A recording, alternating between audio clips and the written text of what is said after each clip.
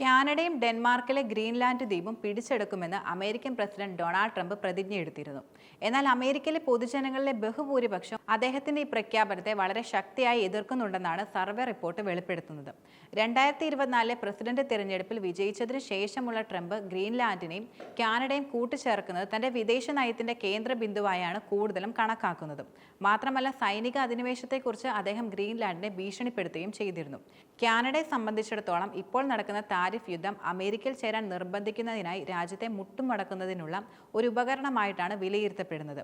എന്നാൽ യാഹൂ ന്യൂസും യുഗോവും നടത്തിയ ഒരു സർവേ അനുസരിച്ച് കാനഡയും ഗ്രീൻലാൻഡും കൂട്ടിച്ചേർക്കാനുള്ള ട്രംപിന്റെ പദ്ധതിയെ 20% താഴെ അമേരിക്കക്കാർ മാത്രമേ പിന്തുണയ്ക്കുന്നുള്ളൂ എന്നാണ് പ്രധാനമായിട്ടും ചൂണ്ടിക്കാട്ടുന്നത്.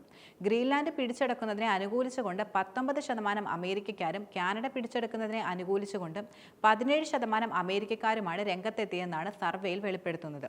ട്രംപ് ഭൂഖണ്ഡങ്ങൾ കടന്ന് കൂട്ടിച്ചേർക്കുമെന്ന് പ്രതിജ്ഞയെടുത്ത പ്രദേശങ്ങളിൽ ഗ്രീൻലാൻഡും കാനഡയും 2 പ്രധാനപ്പെട്ട ഇടങ്ങളിലായിട്ടാണ് നിലനിൽക്കുന്നത്. ആവശ്യമെങ്കിൽ ബലപ്രയോഗത്തിലൂടെ പനാമ കനാലും പശ്ചിമേഷ്യയിലെ ഗാസ മുനമ്പും കൂട്ടിച്ചേർക്കുമെന്നും അദ്ദേഹം പ്രതിജ്ഞയെടുത്തിരുന്നു.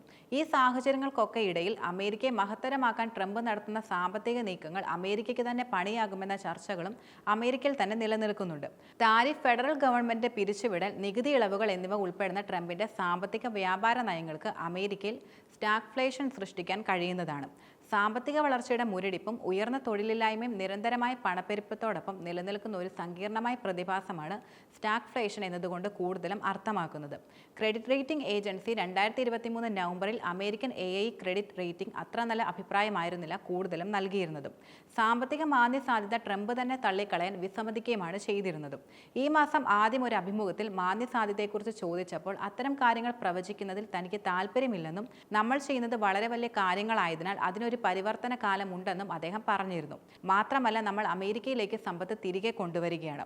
അത് ശരിക്കും ഒരു വലിയ കാര്യമാണ്. അതിനെപ്പോഴും കുറച്ച് സമയമെടുക്കുമെന്നാണ് ട്രംപ് ചൂണ്ടിക്കാട്ടുന്നത്. ഈ ആഴ്ചത്തെ ഒരു വിശകലനത്തിൽ ട്രംപിന്റെ താരിഫ് നയം ബിസിനസ് നിക്ഷേപത്തെ ബാധിക്കുകയും ഉപഭോക്തൃ ആത്മവിശ്വാസം കുറയ്ക്കുകയും ഫെഡറൽ റിസർവ് പലിശ നിരക്കുകൾ കുറയ്ക്കുന്നത് തടയുകയും ചെയ്യുമെന്ന വിലയിരുത്തലാണ് നിലനിൽക്കുന്നത്.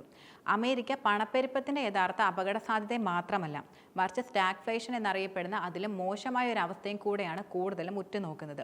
സ്റ്റാഗ്ഫ്ലേഷനിൽ മാന്ദ്യകാലത്തെ പോലെ ഉയർന്ന തൊഴിലില്ലായ്മയോടെ സാമ്പത്തിക വളർച്ച താഴ്ന്ന നിലയിലേക്ക് എത്തുന്നുമുണ്ട്.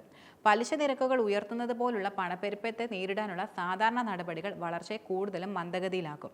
മാത്രമല്ല, പ്രതിസന്ധികളെ കൂടുതൽ വഷളാക്കുകയും ചെയ്യുന്നുണ്ട്. ട്രംപിന്റെ നയങ്ങളുടെ ഫലമായി പണപ്പെരുപ്പം, മാന്ദ്യ സൂചകങ്ങൾ ഇതെല്ലാം നടക്കുമെന്ന് തന്നെയാണ് കൂടുതലും വ്യക്തമാകുന്നത്. മറിച്ച് വലിയൊരു കൂട്ടം ആളുകളെ നാട് കടത്തിയത് തൊഴിലില്ലായ്മ സംഖ്യയിൽ വർധനവ് വരുത്താനും സാധ്യത സൃഷ്ടിക്കുന്നുണ്ട്. കുടിയേറ്റക്കാരെ വൻതോതിൽ ആശ്രയിക്കുന്ന ഭക്ഷ്യനിർമ്മാണ വ്യവസായങ്ങളെ മാന്ദ്യത്തോടൊപ്പം തൊഴിലില്ലായ്മയും സമ്പദ് വ്യവസ്ഥയെ കൂടുതൽ മന്ദഗതിയിലാക്കുമെന്നും ഇത് സ്റ്റാഗ്ഫ്ലേഷൻ സാധ്യത വർദ്ധിപ്പിക്കുമെന്നുമാണ് ഇതിൽ നിന്നും വ്യക്തമാകുന്നത്. യഥാർത്ഥത്തിൽ നന്നാകുവാനായി ഇറങ്ങി തിരിച്ചിട്ട് അവസാനം അമേരിക്ക ഏറ്റവും വലിയ പ്രത്യാഘാതങ്ങളിലേക്കാണ് ട്രംപ് വഴിതെളിച്ചു വിട്ടിരിക്കുന്നത്. അതിനുള്ള തെളിവുകളായിട്ടാണ് ഇവയെല്ലാം കണക്കാക്കാൻ കഴിയുന്നത്.